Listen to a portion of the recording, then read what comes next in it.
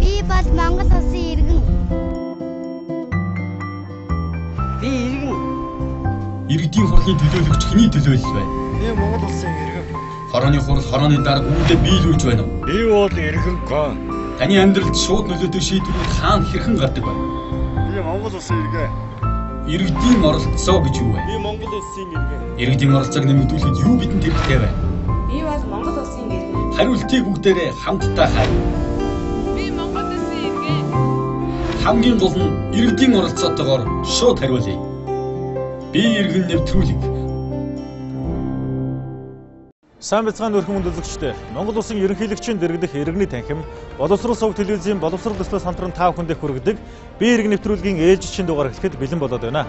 Ингээд бидний өнөөдрийн маань хэлэлцэх сэдэв өрсөлдөх чадвартай Монгол. Мэдээж улс орны өнгө төрөх тухайн улсын дэлхийн нийтэд өөрийгөө таниулах бүхэл чадах чадамж нь бол тухайн улсын өрсөлдөх чадвартай салшгүй холбоотой байдаг. Тийм ч учраас өнөөдрийнхөө нэвтрүүлгээр бид Монгол улсын өрсөлдөх чадвараа хэрхэн сайжруулж болох тухай ярилцах юм байнамаа.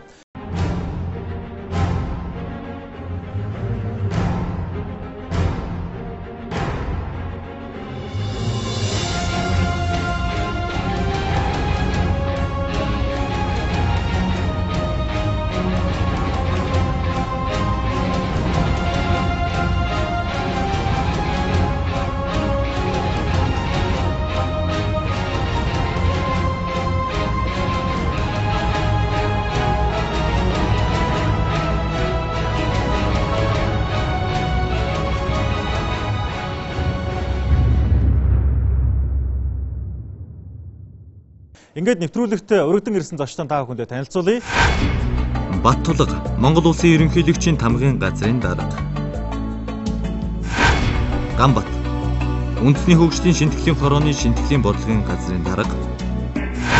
Цэдэн дамб үндэсний хөгжлийн хүрээлэнгийн эрдэмтэн нарийн бичгийн дарга. Шинжлэх ухааны гавьяа зүтгэлтэн доктор профессор. Отго чулуу эдийн засгийн бодлого өрсөлдөх чадварын судалгааны төвийн захирал. Ардчилсан төр иргэдтэй нээлттэй. Өнөөдрийн бидний өрсөлдөх чадвартай Монгол энэ сэдвийн хүрээнд бид ямар асуудлыг онцлон ярилцахыг та тодорхойлохгүй. Монгол улсын ерөнхийлөгчөө сонгогдоод өөрийнхөө мөрийн хөтөлбөрийг боловсруулахдаа иргэн төвтэй, байгаль дээлтэй, өрсөлдөх чадвартай Монголын төлөө гэсэн энэ үзэн санааг дэвшүүлж үүнийхээ өрөөнд өөрийн зорилтоо тодорхойлоод ингээ ажиллаж байгаамаа. Энэ хүрээнд их олон зорилт дэвшүүлсэн, олон арга хэмжээг төлөвлөсөн, эдгээрийн нилээд нь өнөөдрийн байдлаар хэрэгжээд явж байгаа. Ер нь Монгол улс хөгжих юм бол өсвөр чадвараа дээшлүүлэх шаардлагатай. Монгол улс ганцхан бүс нутагтаа төдийгүй дэлхийд өрсөлдөх чадвартай бай. Өөрсдөө дотоодод тулгарч байгаа тэр бэрхшээлийг даван туулахад манай өрсөлдөх чадвар бол хамгийн чухал ийм зүйл байдаг. Тийм учраас өнөөдрийн нэвтрүүлэгтээ бид нар чухам өрсөлдөх чадвар гэж юу хэлээд байгаа юм бэ? Хоёрдугаарт Монголын өрсөлдөх чадварыг нэмэгдүүлэхэд юуг анхаарах ёстой юм бэ? Түүнийг яаж дээшлүүлэх ёстой юм бэ гэдэг талаар бас та бүхэн санаа оноогоо хэлвэл сайн байна гэсэн ийм л бодлоо. За баярлалаа. Тэгэхээр та бүхэнд бүгдээрэнтэй 3 өнгийн хуудас тарааж өгсөн байгаа. Ингээд өнөөдрийн асуулт маань таны бодлоор Монгол улсын өрсөлдөх чадварыг хэрхэн үзэж байна, хэрхэн үнэлж байна гэдэг асуултаар эхлэе гэж бодож байна. Та бүхэнд бүгдэнд нь хуудас тарааж өгсөн байгаа. Хэрвээ та Монгол улсын өрсөлдөх чадварыг хангалттай гэж үзэж байгаа бол нөгөө хуудсыг, за Монгол улсын өрсөлдөх чадварыг хангалтгүй байна гэж үзэж байгаа бол улаан хуудсыг, харин дундаж байр суурь баримталж байгаа ерөнхийдөө манай улсын өрсөлдөх чадвар дундаж байна гэж үзэж байгаа бол шар хуудсыг өргөхгүй юу?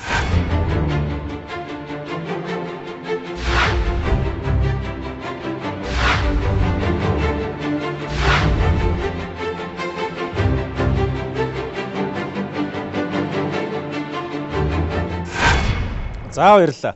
За тэгэхээр энд бол 40 шахам оролцогчид өнөөдрийн маань нэвтрүүлэгт оролцож байгаа. Тэгээд 4 хүн ногоо хуудсыг буюу Монгол улсын өрсөлдөх чадварыг хангалттай гэж үзсэн байна. За 18 хүн хангалтгүй гэж үзсэн байна. За 14 хүн бол дундаж юмаа гэж үзсэн байна. За ерөнхийдөө ингээд нийт дүнгээр нь аваад үзэх юм бол нийт оролцогчдын маань дийлэнх нь бол дундаж буюу хангалтгүй гэдэг хариултыг авсан байна. Тэгэхээр би улаан өргөсөн хүмүүсээс асуулт асууя. Яагаад та бүхэн өнөөдөр Монгол улсын өрсөлдөх чадварыг хангалтгүй байна гэж үзэж байна вэ?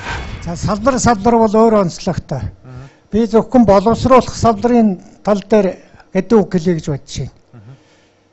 Юу гэхээр бид боловсруулах салбарт хамгийн гол юм бол мал аж ахуйн гаралтай төвхийд байдаг. Боловсруулах технологийн чадвар ямар байна уу? Энэ бас нэн чухал байдаг. Энэ хоёр асуудал дээр л бодоод үзэхэд жишээ нь Монголын ноосны баялаг ихтэй газар гэж бодоход ноосныхаа мөн чанар тэр материалын судлалын асуудал дээр их анхаарах учиртай. Жишээлх юм бол Монгол хоньны ноос гэгтэл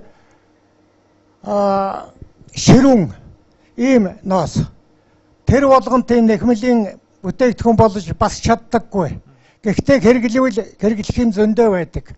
Энээс жишээ нь калгасын ялгчих юм бол заад нь олоорлагч энэ одоо сайн болох жишээтэй. Гэх мэт би бол баттай нэг үзүүлэлтэн дээр тулгуурлаж энэ хариултыг сонгосон л доо. Нээлттэй форум нь дэлхийн эдийн засгийн форум буюу Давост одоо дэлхийн тэргүүлэгчдийн дунд хурал зохион байгуулдаг энэ байгууллагатай хамтраад 2005 оноос хойш Монгол улсыг дэлхийн дахны өрсөлдөх чадрын зэрэглэлд оруулаад ингээд энэ өрсөлдөх чадрыг хэмжих ажилд хамтран оролцоод зүтгэж байгаа. Тэгээ үүнээс хойш эхний хэдэн жилүүдэд Монгол улс 100-аас хойш байруудыг 100-101 гэх мэт байруудыг эзэлж исэн бол сүүлийн жилүүдэд 2-3 жилийн өмнө ухраад бүр 2 жилийн өмнө 117 дугаар байранд орж байсан. Сүүлийн өнгөрсөн жилийн өмнөх жилд урагшаа ахаад 99 дугаар байранд орсон.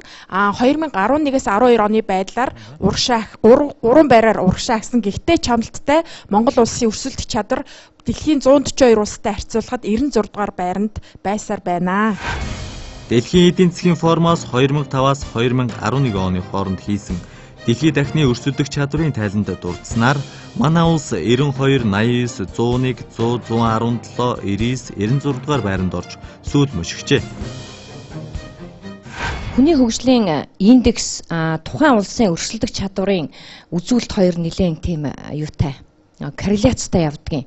Хүний хөгжлийн индексээр бол Монгол улс 170 гаруй улсаас 110-т явж байгаа одоо бол яг хэвдээ сая түрүүн өрсөлдөх чадварын индексийн хувьд сүүлийн жилүүдэд бас нэг эерэг өөрчлөлт гараад урагшаа ахиж байгаа гэж байгаа. Хүний хөгжлийн индексийн хувьд мөн адил 116, 17-д явж яснаа одоогийн байдлаар 110-т явж байгаа л да.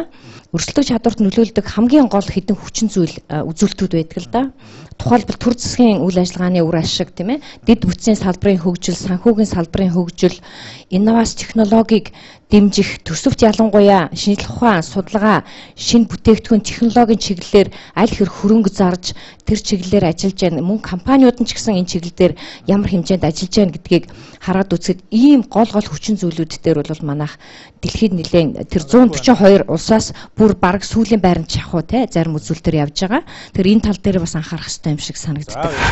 Хөгжил, өрсөлдөх чадвар хоёрыг хоёр салгах хэрэгтэй юм шиг. Нэгдүгээрт нь улсыг, хоёрдугаарт нь хувь хүнийх те. Би улсыг муу гэж өргөсөн хувь хүнийхийг гэх юм бол би сайн гэж өрнө. Яг гэх юм бол Монгол залуучууд гадны ихтэй сургууль институт очиж судалгаа хийхлээр маш амжилттай судлаад тэрүүгээр эрдэм жилгээний бүтээлүүд олон улсын том сэтгүүлүүд өгүүлэл хэвлүүлж чаддаг. Энэ юу гэсэн үг гэхээр дэлхийн хэмжээний бүтээлийг Монгол хүн хийж чадж байгаа. Гэтэл Монголдо ирэхлээр байдал шал өөр. Юу ч хийх боломж байдгүй те. Ийм учраас би хувь хүний өрсөлдөх чадвар сайн. Гэхдээ Монгол улсын өрсөлдөх чадвар бол маш муу тий. Монгол хүн, Монгол залуус өрсөлдөх чадвартай байна, дэлхийд өрсөлдөж чадаж байна гэж бүгдээрээ ярьж байгаа. Тэгэхээр энийг яаж өрсөлдөх чадвартай Монгол энэтэйгээ холбож өгөх юм бэ гэдэг хамгийн гол асуудал л та. Тэгэхээр төр одоо би эндээс хамгийн шалтгаалж байна гэж бодож байгаа юм. Тэгэхээр төрийн бодлого ямар нөлөөтэй байгаа юм бэ гэхээр одоо жишээлбэл сая их чи ярьж байгаа тэнд хүмүүсийн яриад байгаа зүйл нь одоо Монгол жишээлбэл одоо шинжлэх ухаан технологийн хөгжлөөрөө дэлхийд өрсөлдөөд нэг их явахгүй шүү дээ. Хамгийн гол нь Монголд юу байдаг вэ гэхээр Монголд дэлхийд ганцхан үйлдвэрлэдэг ийм жижиг дунд үйлдвэрлэлийн ийм байгууллагууд байдаг байхгүй. Дэлхийд ганцхан ийм бүтээгдэхүүн үйлдвэрлэдэг. Тэр жижиг дунд үйлдвэрлэлүүд тэр онцгой салбаруудаа дэмжиж хөгжүүлээ. Тэгхийн бол хамгийн гол нь энэ өрсөлдөх чадварын үзүүлэлт жаахан ч гэсэн өсөхөд нөлөөлөх нэг хүчин зүйлс нь болно. Тэгээд энийг төр өөрөө ингээд энэ ажиллагаанд ингэж оролцоо авч чаддгүй маа гэж тоход хамгийн гол нь дэмжээд өгөө. Сая яриад байгаа тэр татварч гэдэг юм уу, татварын бодлого ч юм уу, иймэрхүү зүйлээрээ дэмжээд өгөө. Энэ хамгийн чухал байгаа маа гэдгийг хэлэх гэсэн. За баярлалаа. Ардчилсан төр иргэдтэй нэгтдэг.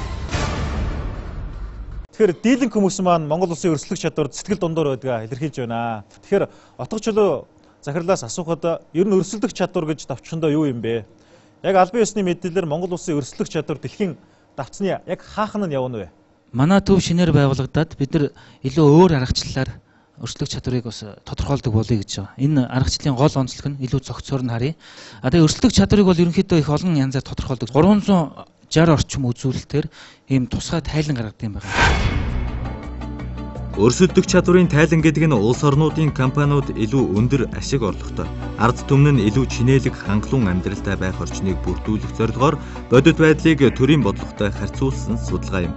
Монгол улсын өрсөлдөх чадварын тайлан гаргаснаар бид өөрсдийгөө дэлхийн бусад улс орнуудтай харьцуулах сул болон давуу талаа мэдэх, цаашдын зорилго, зорилт болон хөрөнгө оруулалт татах бодлогоо тодорхойлох, олон улсын тавцан дахь байр сууриа дээшлүүлэх, бусдаас суралцах зэрэг ач холбогдолтой. Тэр нь бид нэр харьцуулж болох ижил төстэй орнуудтай харьцуулаад яг ямар давуу тал нь яг ямар сул тал байна гэж харьцуулт юм байна. Яг дөрөв хэлсэн тэр Дэлхийн банк, Дэлхийн эдийн засгийн форумын өрсөлдөх чадрын тайлан гардаг. Тэрэн дээр бол Монголын талаар нэг 2-3 хуудас гардаг. Тэгээд Монголд хэдгээр байрт байна гэж хэлээл тэгэл болоо. Бид нар бол цаашаа явъя гэж байгаа. За яг Монгол жишээлбэл 15 оронтой харьцуулахад 14-т орж байгаа юм байна. Тэгвэл 8-д орохын тулд 7-д орохын тулд яг юун дээр эх 2 жилд юун дээр анхаарах хэрэгтэй, 20 жилд юун дээр анхаарах хэрэгтэй. Илүү тийм бодлогын төвшөнд судалгаа хийдэг юм байгуулгуулъя гэж байгаа. Тэгэхээр яг маш давчаар өрсөлдөх чадвар гэдэг бол үнийг л хэлдэг юм а гэдэг нэг тийм тодорхойлтыг өгөөч. Манай монголчууд бол одоо наадмайг сайхан хийдэг. Тэгээ манай голын унаг хэр хурдалж байна, нутгийн бүхээр барилдаж байна гэдээ бүгд хардаг тийм үү. Яг юун дээр алдаад байна, юун дээр ингээд хурдаа сааруулад ингээд хурдан тохирж өгөхгүй байна. Уяа сойлгон дээр байна уу, уяачтай байна уу, мориндоо байна уу гэд ингээд судалдаг. Яг энэтэй адилхан Монголын компаниуд, Монгол үндэстэн, Монголын төр өөрөө олон улсын тавцан дээр одоо яг ямар байр суурь ажиллаад байна, яг ямар хаана байгаа, бид нар яг юун дээр алдаад байгаа. Энэ алдаагаа яаж маш хурдан давуу тал болгох юм чадах биднэрт байна уугүй юу те. Өөртөө таньж мэдээд давуу сул талаа зөв тодорхойлоод тэгээ хөгжлийн бодлогоо тодорхойлох чадахыг л өрсөлдөх чадвар гэж. Ерөнхийдөө бол өрсөлдөх чадвар гэдэг бол тухайн үндэстэн баялагийг хэрхэн бүтээж байна гэдгээр л гол нь хэмжигдэж байгаа. Тэгэхээр эдийн засгийн агуулгаараас ч гэсэн мэдлэг шингээж бий болгож байгаа манай энэ баялагаа аваад үзэхэд бол бид нэр энэ уул уурхаа энд бол их мэдлэг технологи шингэж байгаа байдал бол байхгүй байгаа. За хоёрдугаарт нь хамгийн хойшоо татдаг тогтмол улсын өрсөлдөх чадварыг тачаадаг юм бол энэ институцийн тогтолцоо буюу бизнес эрхлэх, аж ахуйн үйл ажиллагаа явуулах, сурч боловсрохтой холбоотой энэ институцийн тогтолцооны чанарын үзүүлэлтүүд байдаг. Бүхэлдээ их сул гардаг. Энэ нь бол яг шилжилтийн орнуудын бол нийтлэг дүр зураг гэж үздэг ч гэсэн манай орны хувьд бол энэ талаар бол дэвшил ер нь нэлээд сул байгаа. За 3 дугаар тоошоод очиж байгаа багц үзүүлэлт бол энэ дид үтстэй холбоотой том газар нутаг, за энийг дагсан дид үтсийн том бүтээн байгуулалтад хөрөнгө оруулалт хэдийгээр энэ чиглэлээр ахиц дэвшлүүд гарч байгаа ч гэсэн их хоогуур татдаг. За дараагийнх нь болохоор энэ боловсрол, шинжлэх ухаан, инновац гээд энэ салбарууд гарч байгаа мэдлэгийг бий болгож түүнийг хэрхэн ашиглах талаар хийж байгаа энэ дэвшил бас өөдтэй байхгүй байгаа. Одоо манайх 5 толгой оюутлогоо гэдээ ярьдаг те. Хажуугаар нь хүмүүс бас 2,700,000 толгой Монголыг хөгжүүлнэ гэдээ бас ярьдаг шүү дээ. Дээрээс нь бас сая танай газрын захирал бас тэр сайн шандын ажил дээрээ зохицолбор гээд 2019 он гэхэд барьж дуусгах нь одоо дотоодын нийт бүтээгдэхүүнийг бол суг өсгөх боломжтой ажил дээрийн одоо том паркыг ярьж илээ л те. Тэр яг энэ маягаараа ингээд хөгжүүлэх юм бол Монголд яг энэ өрсөлдөх чадварыг ойрын ирээдүйд бодтойгоор суг хөгжүүлэх тийм боломж хэр зэрэг харагддаг вэ? За өрсөлдөх чадвар тэгж богино хугацаанд бол суг сайжирна гэж бодохгүй байна. Яг л тэгэхээр цогц ойлголт маш нийгмийн эдийн засгийн бүхэл салбарыг хамарсан их том реформ шинтгэлийн асуудлуудыг уялдаатаа үр ашигтай хэрэгжүүлнэ гэдэг бол өөрөө хүчин чармаалт зохион байгуулалт өртөг хүч шаардсан юм ажил байж таарна. За үйлдвэрийн ялангуяа эрдэнэ салбарт бол боловсруулах салбарыг хөгжүүлэх, хүнд ажил дээрээ хөгжүүлэх, химийн ажил дээрээ хөгжүүлэх энэ цогцлбор арга хэмжээнүүд бол сүүлийн жилүүд эрчимтэй яригдчихж байгаа. Төслүүд бол энэ чиглэлээр боловсруулах шатанда хөрөнгө оруулалтын төслүүд нь бол нэлээд явж эхэлж байгаа. За сайн шандын төсөл, за бусад дэд үтсийн томоохон төслүүд бол бүхэлдээ нэмэн үртгийг саяхан миний хэлсэн аж үйлдвэрийн салбар, уул уурхайн салбарт нэмэн үртгийг дотооддоо бий болгох, аж үйлдвэрийн компаниудыг цогцлбор хэлбэрээр хоорондоо уялдаатай кластер хэлбэрээр бий болгох, ингэж өрсөлдөх чадварыг сайжруулах бас давхар агуулгыг бол агуулж байгаа. За энэ бол үр дүн бол тэгж богино хугацаанд гарахгүй. Гэхдээ 5 жилийн дараа, 10 жилийн дараа бол үр дүн бол яг тодорхой гарна. Улсын өрсөлдөх чадварыг тогтмол түвшинд бол сайжруулах дээр нөхцөл нь бол бүрдүүлэх боломжтой. Тэгэхээр яг өрсөлдөх чадварыг тааруулхан байгаагийн гол зангиллаа учир шалтгаан нь юунаас болоод байгаа юм бэ? Түрүүн тэнд хэллээ. Хувь хүмүүсээс болоод байгаа юм уу? Эсвэл төрийн үйл ажиллагааны алдаатай бодлогоос болоод байгаа юм уу? Аль алинаас нь болоод байгаа юм уу? Өрсөлдөх чадварын суур бүтц гэсэн ойлголт байдаг л д. Энэгээр нь дэлхийн улс орнуудыг 3 ангилдаг.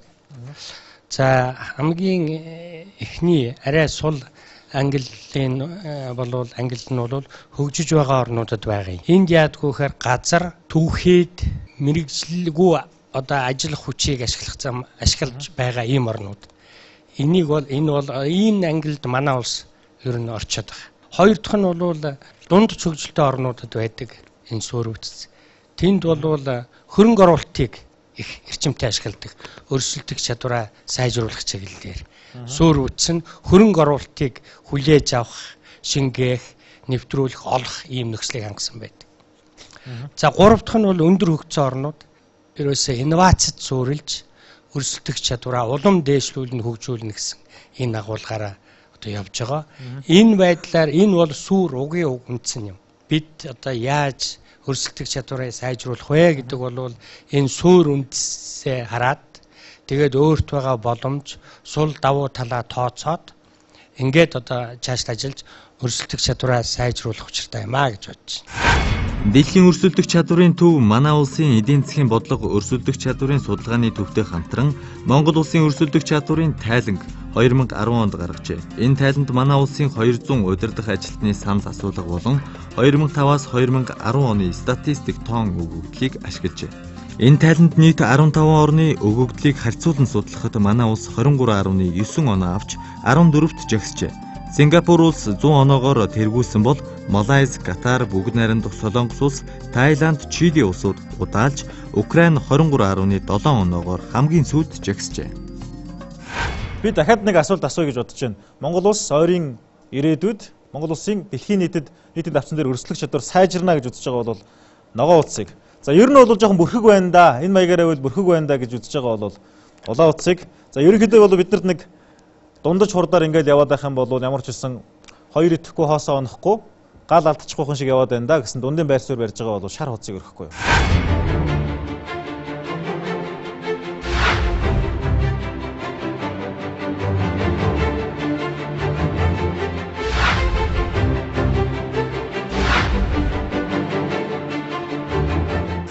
Саналаа өгсөн хүмүүсийн одоо 18 нь бол ямар ч үсэн ер нь 18 хүн ногоон хууц өргсөн байна. Өөрөөр хэлбэл ойрын үеийн Монголын өрсөлдөх чадварыг гэгээлгээр төсөөлж байгаа юм байна.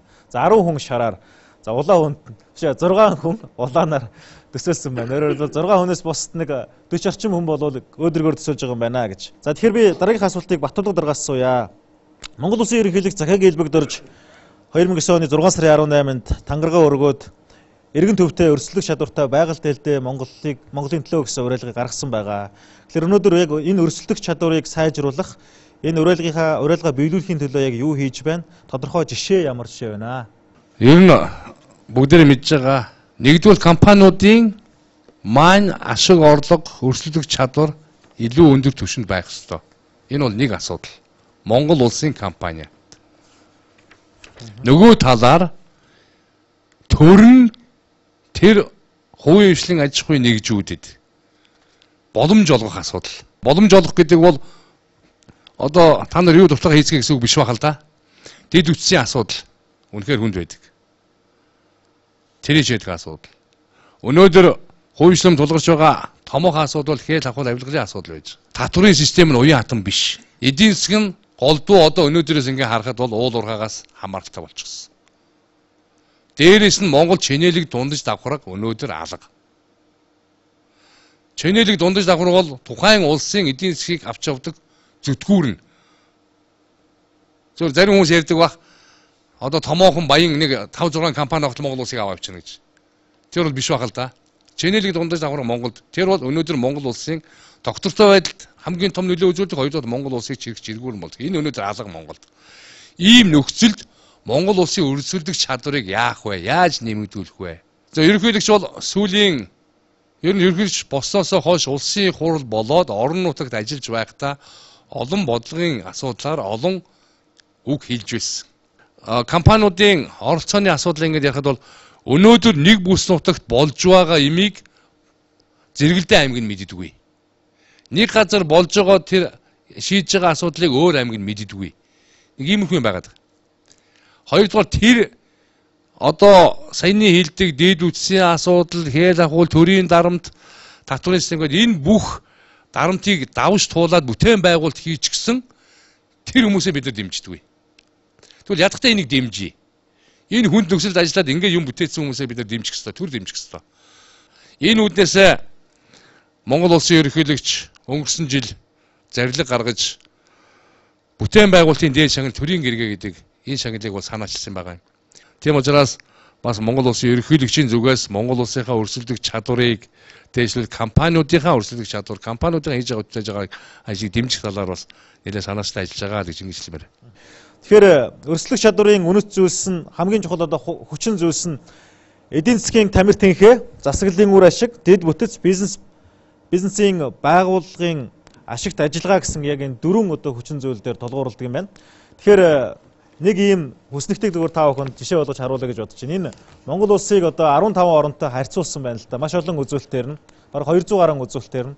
Монгол улсны 3 юм гайгүй өндөр үнэлгээ авсан нь хамгийн эхлээд нийгмийн тогтолцоо, за төсвийн бодлого, хандлага ба үнэлэмж гэсэн 3 зүйл дээр ямар ч байсан нэг 3, 8, 9 дугаар байранд ороод за бусад зүйлээрээ дандаа 10-аас хойш байранд орсон байна л да. Бүр тухайлах юм бол одоо дотоодын эдийн засаг, за хөдөлмөр эрхлэлт, санхүү, технологийн дэд бүтэц, эрүүл мэнд, боловсрол зэрэг асуудал бол дандаа 13, 4, 15 дугаар байруудад орсон байна. Тэгэхээр би дараагийнхаа асуултыг асуухаас өмнө сая Батулга дараа бас хэллээ. Бүтээн байгуулалтыг дэмжих юм төрийн гэрээгээ гээд шагнал өнгөрсөн жил гардуулсан байгаа. За энэ жил ч гэсэн бас олон материалууд хүрэлцэж ирсэн байгаа. Тэгэхээр би өнөөдөр ерөнхийлөгчийн тамга газрын албаны дарга гэрэл чулуунгойд хүрэлцэн ирсэн байгаа. Тэгэхээр энэ жилийн хувьд хичнээн материалууд нэр дэвшээд байгаа вэ? Хичнээн бүтээлүүд нэр дэвшээд байгаа. Та давч танилцуулга хийхгүй. Ер нь өрсөлдөх чадвар гэдэг асуудлыг бол бид нар маш энгийнээр ойлгох юм бол энэ бол дэлхийн жишг, дэлхийн стандартад нийцсэн ажил үйлчилгээ эрхлэх, үйлдвэрлэл эрхлэх гэсэн санаа л да ер нь. Дэлхийн стандарт жишгийг Монголд авчрах, өөрийнхөө ажил үйлдвэрлэл өдөр тутмынхаа амьдралд хэрэгжүүлэх асуудал бол монголчуудын хувьд бол өрсөлдөх чадвар гэдэг ойлголтын хамгийн суур ойлголт байгаа юм. Тийм учраас Монгол улсын ерөнхийлөгчийн үндэсний бүтээн байгуулалтын дээд шагнал гаргасан гол санаа бол ерөөсөө тэр. Та өнөөдөр Монголын нутаг дэвсгэр дээр монголчуудын хүчээр дэлхийн стандарт жишгт нийцсэн үйлдвэрлэлийг авчрах. Энэ төрлийн одоо бүтээн байгуулалтыг бий болгосон энэ хүмүүсээ алдаршуулъя. Энэ жилийн байдлаар бол 14 бүтээн байгуулалт дэвссэн байгаа. Энэ 14 бүтээн байгуулалтыг одоо ингээд тамгийн газрын дээр байгуулагдсан бас олон одоо байгууллага оролцоотой байгуулагдсан ажлын хэсгүүд өгнээд зөвлөлтөд гаргаж ерөнхийлөгчд өргөн мэдүүлээд явдаг. Гэхдээ энэ дээр бол ирж байгаа бүтээн байгуулалтын асуудал дээр бол үнэхээр салбараас ирж байгаа. Ерөнхийлөгчийн санаачилсан төрийн гэрээгээ шагналд нэр дэвшсэн бүтээлүүдийг танилцуулъя. Чингэлтэй дүүргийн нутаг дэвсгэрт нийтийн хэрэгцээний 200 м газрын халаалт, муусны шугамыг хонхлын системд шилжүүлсэн инженерийн цоошин байгууламж. Дорнын их яруу найрагч Бэгзэн Явуу Хулангийн нэрэмжит цэцэрлэгт хүрээлэн тусгаар тогтнолын талбай зэргийг Улаанбаатар хотын захиргаанаас нэр дэвшүүлжээ. Мөн эрүүл мэндийн яамнаас Монголд анх удаа элэг шилжүүлэн суулгах мэс заслыг 3 удаа амжилттай гүйцэтгэсэн эмч нарын багийг. Дархуул аймгийн Тэсэ даргын тамгийн газраас ногоон байгууламж, усан оргилдох бүхий дархан 50 цогцолбороо, боловсрол соёл шинжлэх ухааны яамнаас Монгол түүхэн их сурвалжийн тулгуур их үүд нэртэй 5 бот ном. Зам тээвэр барилга хот байгуулалтын яамнаас 3 их үсвэртэй цахилгаан тээврийн хэрэгсэл. Эрдэс баялаг эрчим хүчний яамнаас манай улсад анх удаа нүүрс баяжуулах үйлдвэрийг байгуулсны зэрэгцээ. 10 мегаваттын цахилгаан станц усан хангамжийн цогцолтоор 245 км урттай зам зэргийг багтаасан. Energy Resource компани ухаах хотын бүтээн байгуулалтын ажил. Үндэсний статистикийн хорооноос хүн ам орон сууцны 2010 оны улсын тоолгын үр дүнг хэвлэмэл болон цахим хэлбэрээр олонний хүртэл болгосон ажлыг Шинжлэх ухааны академийн түүхийн хүрээлэнгээс 1300 гаруй үгийн мэдээлэл агуулсан.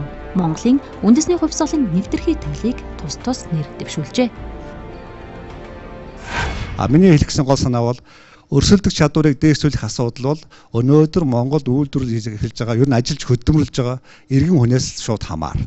Та энэ ажлаа сайн хийх, та энэ ажилдаа өөрийн хэмжээр хандах, өрсөлдөх чадвараа бэхжүүлэх энэ асуудлыг бол танаас хамаарна. Энэ бүхнийг бол дэмцэн бодлого бол ерөнхийлөгчийн шагналын утга агуулга байгаамаа. Өнөөдөр би нэг зүйлийг их сэтгэл хангалуун хэлмээр байна. Носон эдлэлийн гар урлын бүтээгдэхүүнээ өнөөдөр бид нар зөвхөн Непалтай өрсөлддөг. Үнэхээр Монгол хүний гараар өөрийнхөө түүхий эдийг ашиглаж бид нар дэлхийн зах зээл дээр өрсөлдөх асар том боломж байгаа.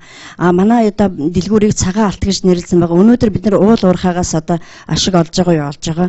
Гэхдээ бид нар нэмэн өртөг үйлдвэрлэж жижиг дунд үйлдвэрийг дэмжиж явах юм бол үнэхээр бид нар алтыг цагаан алтыг бий болгож чадж байгаамаа. Хамгийн гол нь өрсөлдөж ажиллахад хууль эрх зүйн орчин манай орны хувьд бол маш боломж муутай байсан. Харин саяхан бизнес эрхлэгчдийн зөвлөгөөн болж энэ дээр их аштайхан зөвлөмжүүд гарсан байгаа.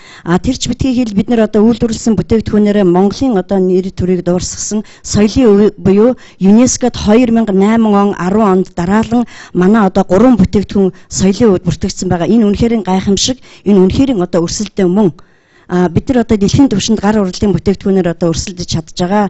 Хамгийн сүүлд хэлэхэд бол бид нар бидний явуулж байгаа үйл ажиллагаа ISO-гийн түвшинд хүрсэн. Энэ жил удахгүй бид нар ISO-г авах болно. За баярлалаа. Эдийн засгийн бодлого өрсөлдөх чадварын хүрээлэнгээс төвөөс гаргаж байгаа судалгаагаар бол дараах 5 төрлийн зүйл өрсөлдөх чадварыг боомлж байгаа, хурдыг сааруулж байгаа зүйлээ гэж онцолсон байна л да. Энд нь болохоор хувийн хөвчлөхийн өмнө тулгарч буй асуудлуудын нэг нь бол яг харахгүй хүн суртал хээл хахуул авилгын асуудал байна. За хоёрт нь болох юм бол төрийн зарлыг нэмэгдүүлснээс үүдэлтэй инфляцийн аюул. За гуравт нь татварын системийн хөшүүн байдал, нийгмийн ядуу эмзэг хэсгийг дэмжиж чадахгүй байдал, мөн эдийн засгийн төрөлжил суул уул уурхайн салбараас хит хамааралтай байдал, хамгийн сүүлд нь эрүүл мэндийн салбар дахь нөөцийн хомсдол ба эрүүл мэндийн даатгалын системийн дорой байдал гэсэн.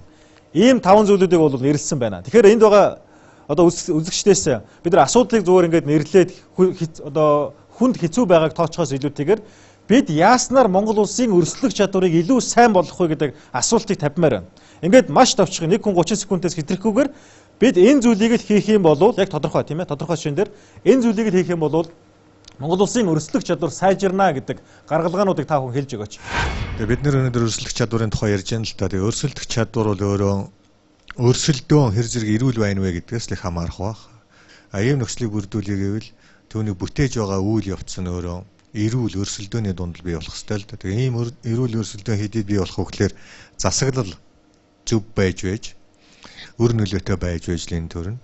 Тэгээ өнөөдөр түрүүн би хамгийн анх Монголын өрсөлдөх чадварын тухай үнэлгээ авах шар хуудас үзүүлсэн. Тэгээ миний бодлоор өнөөдөр Монгол улсын өрсөлдөх чадварыг ахиулахад, сайжруулахад боломжтой их нөөц бидэнд байна. Хүндээч байна, байгальдаач байна. Тэгээ эцсийн үр дүн яагаад энэ олон улсын хэмжээнд хойгоор гараад байна вэ гэхээр энийг ажилуулж үр дүнд хүргэдэг орчин нь буруу байгаагаас болж байна. Тэгээ өнөөдөр энэ орчныг сайжруулах хэрэгтэй. Миний хувьд яаж яах вэ? Бизнесийн орчныг дэмжихэд сая боомлж байгаа 5 асуудлыг нэрлсэн байна. Энэ дотор татварын бодлого байна л да. Одоогоор бизнес эрхэлж байгаа ихэнх аж ахуйн нэгж байгууллагуудыг орлогынх нь бараг 35 орчим хувийн татварын шатараалтай тийм нэг уялдаагүй бодлогоос болоод хураагаад авчиж байна л да. Тэгээд эцэст нь шатараас олон төрийн албуудын дамжлагтайгаар буцаагаад төр маань тэрийг олгож байна. Энэ маань ерөөсөө бүтээмжгүй болгож шатараас нь тийм өргөө зардал гаргаж байгаа нь нөгөө талаараа энэ өрсөлдөх чадварыг хойш нь татаад байна. Тэгэхээр ерөөсөө татварын бодлогыг уян хатан болгож ирээдүйд байгууллагуудыг ижил гарааны нөхцөл тавьжаад урт хугацаанд татварын бодлогоороо дэмжиж явах хэрэгтэй. Нөгөө талаараа миний ахиадны хоёр дахь санаа гэхээр төр хувийн хвшлийн түншлийг бий болгох. Одоо улс орнууд бол төр хувийн хвшлийн түншлийг бий болгосноор дэд бүтц болоод эрүүл мэнд хувийн хвшлүүдийг илүү дэмжснээрээ энэхүү төрийн маань одоо өрсөлдөх чадвар Монгол улсын өмнө өрсөлдөх чадвар дээшлэх баха. Эрен өрсөлдөх чадварыг Монголыг өөд нь авч явах одоо гол хөшүүрэг бол ерөөсөө Монголын тэр инновацид нийгэм байгуулах гэсэн энэ одоо зорилтоор бид нар хийх ёстой.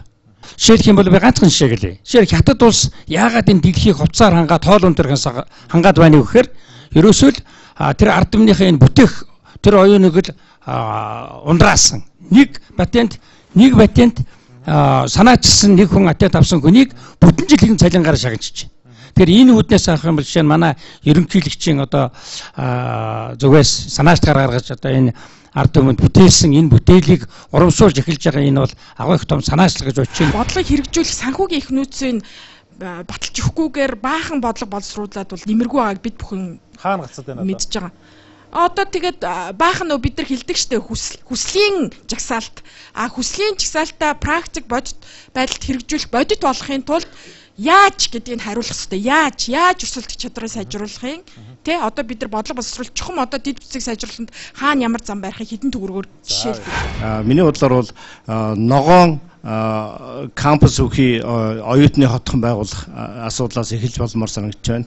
За энэ оюутны хотхондоо бол хамгийн дэвшилттэй технологиудыг авчрах, хамгийн үр ашигтай технологиудыг авчрах, дээд зэргийн инновацуудыг авчрах, ийм орчинд ирээдүйн мянган залуучуудаа сургаж, хүмүүжүүлж боловсруулад тэгээд дэлхийн хамгийн тэргүүний төвшөнд боловсруулах юм бол Монгол улсын ирээдүйн өрсөлдөх чадвар дээшлэнэ гэж бодож байна. Энэ боловсон хүчний сонголтын асуудал бол маш их хүнд болсон. Ялангуяа төрийн алба хашиж байгаа юм уу эсвэл төрийн өмчтэй газар бол хувийн компаниуд мэдээж хэрэг өөр байгаа бах.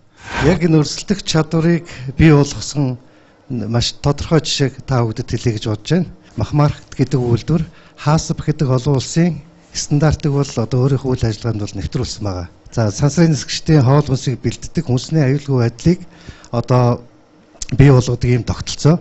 Монголоор болохоор энэ экзектэд цэгийг шинжлэх хянах тогтолцоо гэдэг. За яагаад гэвэл зэрэг энэ төв Махмаркт одоо Just Agro компани энэ үйлдвэр маань яасан гэхээр 100-аад журам одоо бичээд тэрийг бүр ингээд ажиглагчтай хэвшүүлээд тэгээд энэ гарсан бүтээгдэхүүн нь бол жишээлбэл дэлхийн аль ч улс оронд хүлээн зөвшөөрөгдөнө. За энэний тод жишээ болохоор зэрэг түрүү ярьлаа дээр гэрэл чулуунга ухаан ходог одоо компани жишээлбэл манайхаас бүтээгдэхүүн авч байгаа. Энэ тэгэхээр одоо олон улсын жишгт стандартаар үйл ажиллагаагаа явуулдаг. За оюу толгой жишээлбэл бүтээгдэхүүн авч байгаа шээ те. За удахгүй энэ Оросын холбооны уламжлалт зах зээлээс гадна Арабын улс одоо бусад улс оронд бол манайх бол ингээд Монголын одоо мал махыг бүтээгдэхүүн гаргах нь байна. Тэр өнөөдөр бол манай том бүтээн байгуулалтын ажил яриад байдаг. Тэрийг одоо хэн хийх вэ гэхээр Монгол инженерүүд хийнэ. Манайх өнөөдөр Монгол инженерүүдийг олон улсын хэмжээнд өрсөлдөх чадвартай бэлдэж чадчихныг үл чадахгүй байгаа. Ер нь бол Монгол улсыг хөгжүүлэхийн тулд эхлээд бид нар Монгол инженер гэдэг хөтөлбөрийг боловсруулад хэрэгжүүлээ. Санхүүжилттэй Монгол мал гэдэг хөтөлбөр байгаад байдаг. Тэгэхэд энэ бүх бүтээн байгуулалтыг хийх хүмүүсээ бид нар яаж хөгжүүлэх вэ гэдгээ бол тэр тухайга бодоочгүй. Улс төр бол хэтэрхий бас бодит байдлаасаа ингээд хол байгаад байдаг. Инновацийн хувьд яагаад гарах ёстой гэвэл ингээд шинжилгээ ухааны технологийн салбарт хөрөнгө оруулалт хийгээд тэрнээс гарсан бүтээгдэхүүн үйлдвэрлэл нэвтрэх тийм орчин бол байхгүй байгаа. Яагаад гэвэл нэг бүтээл гарлаа. Тэрний уг нь 20% нь үйлдвэрлэл нэвтрэх боломжтой байгаад байдаг. Тэгэхээр тэр инновацийн санхүүгийн дэмжлэг тэр сангууд нь байхгүй байгаа учраас тэрний 1% нь үнэхээр өөртөө итгэлтэй эрдэмтэд нь хувийн барьцаан тавьж ээж зээл аваад тэр бүтээгдэхүүнийг нэвтрүүлж байна. Тэгээд тэр венч сан, инновацийн сан гэд олон юм гараад ирэх юм бол тэр 20% чинь эдийн засгийн эргэлтэнд ороод баялаг болоо явж байгаа юм боломжтой. Өнөөдөр манай энэ танхимыг залуу хүрэлцэн ирсэн байгаа. Өнгөрсөн жилийн бас ерөнхийлөгчийн нэрэмжит шилдэг эрдэмтний шагналыг 3 залуу эрдэмтэд хүртсэний нэг нь байгаа. Тэгэхээр миний ойлгосноор бол одоо 3D гэж хэлдэг шүү тийм ээ. 3D кино гэж гардаг. Тэгээ 3D тэр технологиг нүдний шилгүүгээр үзэх энэ технологи дээр бол эрдэм шинжилгээний бүтээлд хувирсан ийм залуу байгаа. За 3D технологи гэдгийг бол хүмүүс мэднэ. Юг 3D вэ гэхээр хүмүүс олвол юмыг бодитоор нь хэмждэг те 3 хэмжээс ашигладаг те урт өндөр өргөн гэсэн. А гэтэл одоо хэрэгжилж байгаа дэлгэцүүд бол 2 хэмжээстэй үзүүлдэг те. Тэгээд 3 дахь хэмжээстэй яаж үзүүлэх вэ гэдэг технологи бол 3D те. 3D технологийн хөгжил хамгийн үнэтэй хувь нэмэр оруулсан бүтээл гэх юм бол аватар кино ба те. Өмнө нь бол 3D гэж юу юм бэ гэхэд хүмүүс тайлбарлахад маш төвөгтэй байдаг гэсэн бол одоо аватар кино үзсэн мэт тэрнтэй адилхан байхгүй ихлээр хүмүүс ойлгоход хялбар. Гэтэл тэр технологийн гол дутагдал нь ердөөсөө хүн шилтэй үздэг тийм. А шилгүү яаж үзэх вэ гэдэг арга дээр судалгаа хийж байгаа л да. Тэрнийх үр дүнгээр бол 7 өгүүлийг олон улсын хэмжээнд өгүүлбэл хэвлүүлсэн. А тэгээд Монголдо их гоё мөрөөдөлтэй ирсэн л дээ. Монголдо очиод энийг хийе. Би яагаад заавал Солонгосын нэгэн сургуулийн те Солонгосын нэг институтийн өмнөөс бүтээлийг хэвлүүлэх ёстой юм бэ гэдэг бодлоор Монголдо ирсэн. Гэтэл Монголд ирсэн байдал шал өөр те.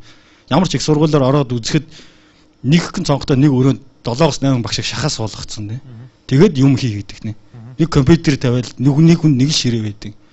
Гэтэл Монголд мөнгө байна уу гэвэл байгаа. Гэхдээ зөв юмдоо зарцуулахгүй байгаа гэдэг бол бүгд мэдчихэж байгаа шүү дээ. Тэгэхээр зөвхөн өрсөлдөх чадварыг дээшлүүлэх тал дээр болохоор мөнгөө зөв юмдоо зарцуулаад хөгжлийг авч явах хэвээр хүмүүстэй зөв юмд нь зарцуулах хэрэгтэй л гэсэн зүйл. Өнөөдрийн нэвтрүүлэг дээр инновац буюу одоо англиар innovation гэдэг үг их олон давтагдж байна л та. Мэдээж бас манай нэвтрүүлгийг үзэж байгаа олон хүмүүс маань инновацийн тухай бас тодорхой мэдээлэл бага байж болох юм. Маш энгийн үгээр хялбар ойлголтоор одоо инновац буюу innovation гэдэг монгол хэлэнд яг юу гэсэн үг вэ? Ямар утгыг илэрхийлж байна гэдгийг та телевиз үзэгчдээ хэлж өгөхгүй. Энийг бол ерөөсөө л мэдлэгийг баялаг болгох л гэж ойлгоно. Аливаа шинэ мэдлэг, дэвшилтэт мэдлэг, сайжруулсан мэдлэгийг бодит бүтээгдэхүүн, үйлчилгээ болгоод зах зээл дээр гаргахыг л инновац гэж. Хэрвээ зах зээл дээр гараагүй бол энэ бол инновац биш болоогүй гэсэн. Улсын өрсөлдөх чадвар бол ерөөсөө мэдлэгтэй хүн тэр мэдлэгээ илэрхийлж ашиглах тэр боломжийг л бүрдүүлэхэд л төр энэ ажлаа хийчих юм бол болохоор байгаа. Та судлаач хүний хувьд яг тодорхой энэ асуудлыг шийдэх юм бол бид өрсөлдөх чадвараа бол сайжруулна гэсэн яг тийм тодорхой шийдэл хэлээч. Эхний хэлж нь бид нар өөрсдийнхөө хэмжиж сурах хэрэгтэй, оншилж сурах хэрэгтэй. Жишээлбэл гадны нэг төр одоо 100 метрт 100 секундэд гүйж чадж байгаад бид нар бол дөнгөн данга 20 м гүйж байвал амьсгалаад унж байгаа байхгүй. Энийг бол бид нар засаглалыг үр ашиг гэдэг. 100 оноо авахаас бид нар 28 оноо авсан байгаа. Энийг сайжруулахад бол үнэхээр улс төрчдийн хүсэл зориг, ирмэлзэл, манлайлал хэрэгтэй байгаа. За өөр нэг юм байна. Манад бага сургуулийн багш нар бол жилд нэг 2000 орчим долларын цалин авдیں۔ Банкны зээлийн мэргэжилтэнд 7500 орчим долларын цалин авч байна. Эхлэн авч байгаа цалин шүү дээ. Тэгэхээр одоо мөнгөний банкирын үнц нь Монголын нийгэмд бол одоо оюуны банкирын үнцнээс 3 дахин их байгаа байхгүй. Гэтэл өрсөлдөх чадвартай бусад орнуудыг харж хахад том байна уу, ядуу байна уу гэдгээс хамаарахгүйгээр тэдгээр нийгмүүдэд бол юу байгаа юм? Багш хүний цалин одоо багшийн үнэлэмж бол хамаагүй өндөр байгаа. Жишээлбэл Норвегт бол 60,000 евроноос эхэлдэг те. Гэтэл зээлийн мэргэжилтэнд 40,000 евроны цалинтай байх хэрэгтэй. Норвегт нэг багшийн ажлын төлөө 7 хүн өрсөлдөж байна те. Норвегт дээр нь маш цөөхөн сурагч нарт нэг багш оногдож байна. Гэтэл манад нэг багшид бараг 50 орчим сурагч оногдож байна. Тэгэхээр маш их олон юм байгаа. Эхлээд бид нар өөрсдөө хэмж сурах хэрэгтэй. Хоёрт энэ нэг оюуны хөдөлмөрийг одоо үнэлж сурах хэрэгтэй байгаа юм.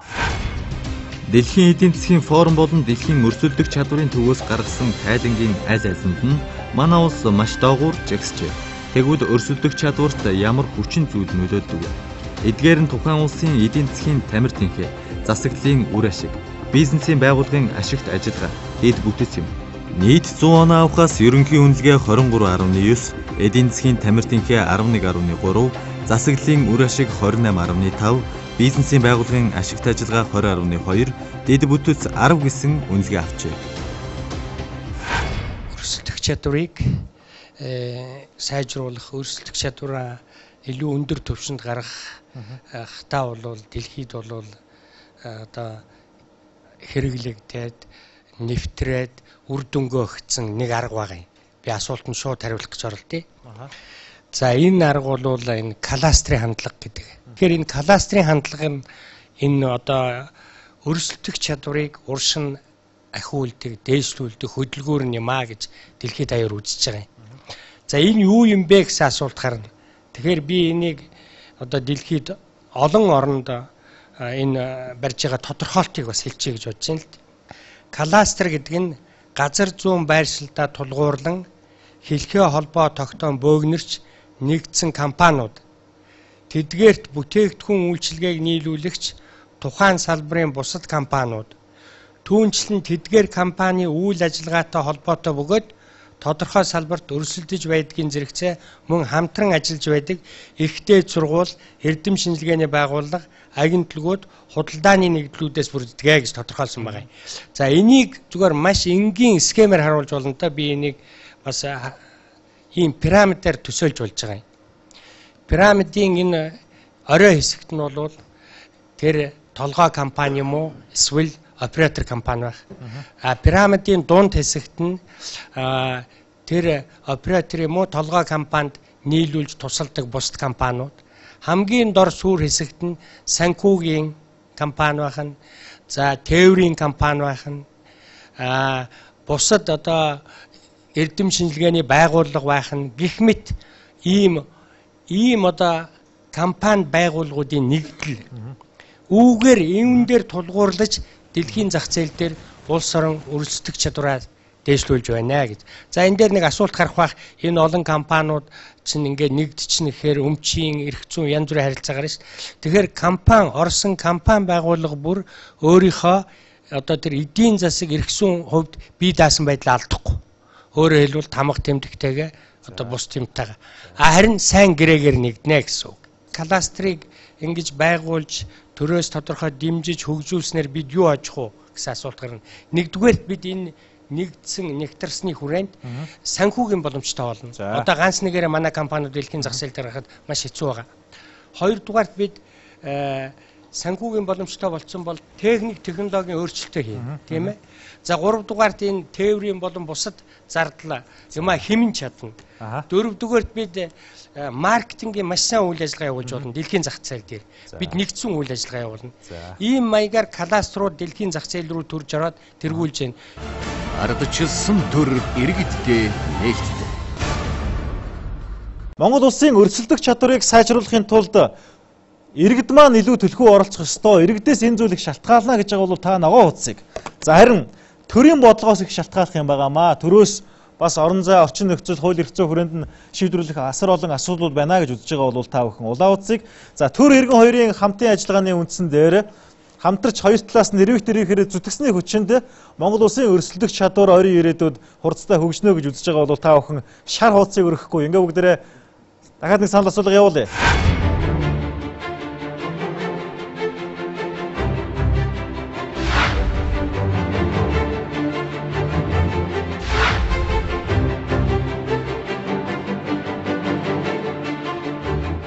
Тэгэхээр энд байгаа 40 гаруй оролцогчдын маань 9 хүн улааныг өөрөөр хэлбэл төр оролцох ёстой.